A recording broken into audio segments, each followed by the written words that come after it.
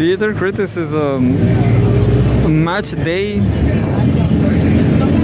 It was a Chilean goal.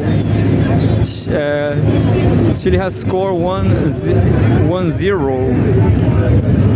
1-0. Look.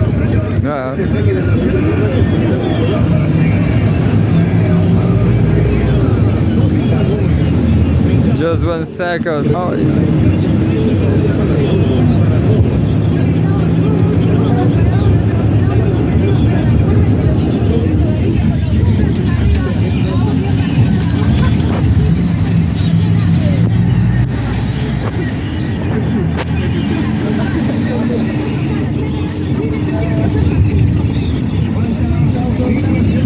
3 minutes.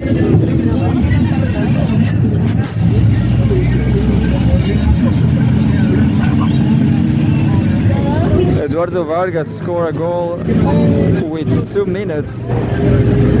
I hope they made changes and put a lot of defenders now, just to keep this result. Well, I'm going to read news. Going to read Cgtn right till the end. Well, Cgtn is not covering.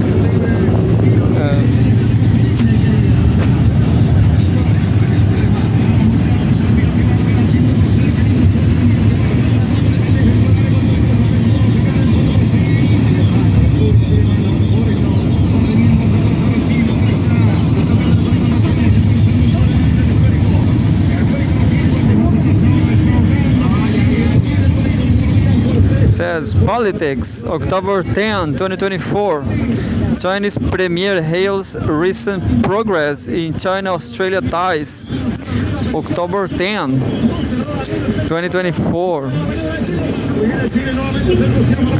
Chinese Premier Li Qiang said on Thursday that China-Australia ties have recently been steadily advancing with practical cooperation in various fields, gradually progressing and subnational and people-to-people exchanges becoming more active.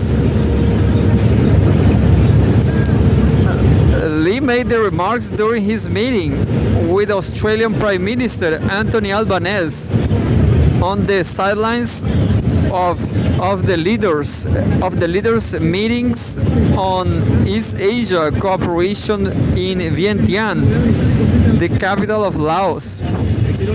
Li said China is willing to further strengthen mutual understanding with Australia and jointly build a more mature,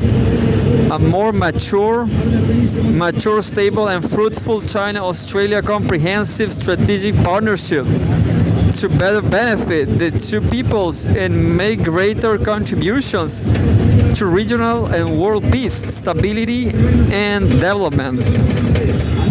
Highlighting the mutually beneficial and win-win nature of China-Australia ties, Li said China is ready to share more development opportunities with Australia, continue to strengthen exchanges on macroeconomic policies, and expand cooperation in areas such as trade and investment, green development, and scientific and technological innovation to add more impetus to the shared development of both countries. Li said China will further deepen reform in all aspects and vigorously promote high-level opening up while continuing to create a market-oriented, law-based and internationalized first-class business environment. He added that China welcomes more Australian enterprises to invest in China, expressing his hope that Australia will provide a fair, safe, non-discriminatory and predictable business environment for Chinese enterprises to invest and operate in Australia.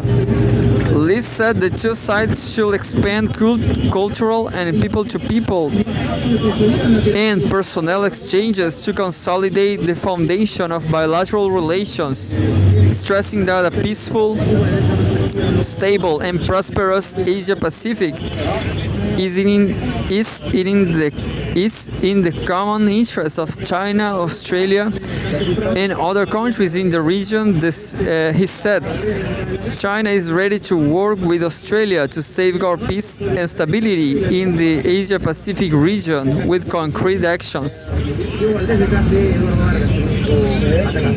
And then, for his part, Albanese said the current development momentum of Australia-China relations is positive and stable, with dialogues in diplomatic, economic, and other fields being carried out intensively. He expressed a willingness to further strengthen high-level and all-level dialogue and cooperation with China and deepen cooperation in fields such as economy and trade, green economy, clean energy, climate change, and cultural and people-to-people exchanges to promote the sustained development of bilateral ties. Australia adheres to the One China policy. Oh, this is new for me because Australia is an AUKUS. It's an AUKUS country. But anyway, Australia adheres to the One China policy and is willing to strengthen coordination with China in multilateral fields to jointly safeguard regional and world peace, stability, and prosperity, Albanese said. The cover of this news is via CFP. Sources Xinhua News Agency.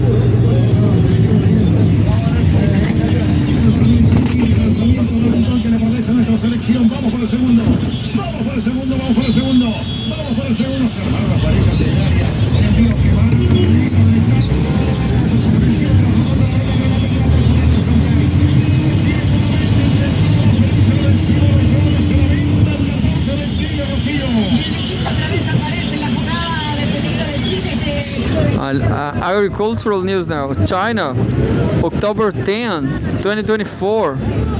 Ethnic heritage, modern agriculture drive rural transformation in Xinjiang. Zhaochu Junshu, nestled on the western outskirts of Urumqi, capital of northwest China's Xinjiang Uyghur Autonomous Region. A once quiet ethnic minority settlement is now a flourishing hub where tradition embraces modernity. Known as a swan homeland, this small town has undergone remarkable transformation by leveraging traditional ethnic heritage and adopting cutting-edge agricultural practices.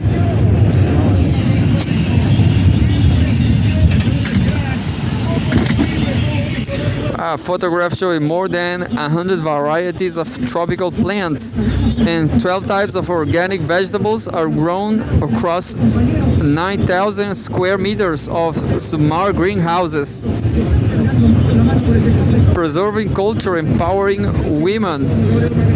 The sound of needles and colorful threads fill a local embroidery workshop run by ethnic Kazakh people in the town. There, Umid Khan Kerman teaches women how to create intricate patterns that represent the local cultural heritage.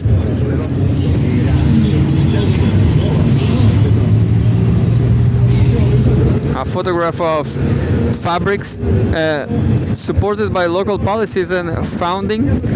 The workshop is part of a broader effort to empower local ethnic women and diversify the economy.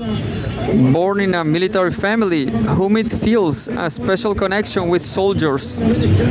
Over the past 17 years, every November she makes 300 pairs of embroidered insoles for local soldiers, offering them a glimpse into the rich Kazakh traditions that are alive in her community.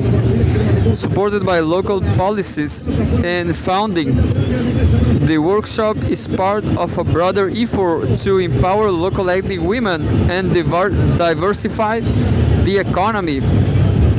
The workshop has helped over 300 women learn embroidery through training and job creation while offering 50 temporary jobs. These efforts have increased the monthly income of many herder families, providing them with new ways to earn a living while preserving their heritage.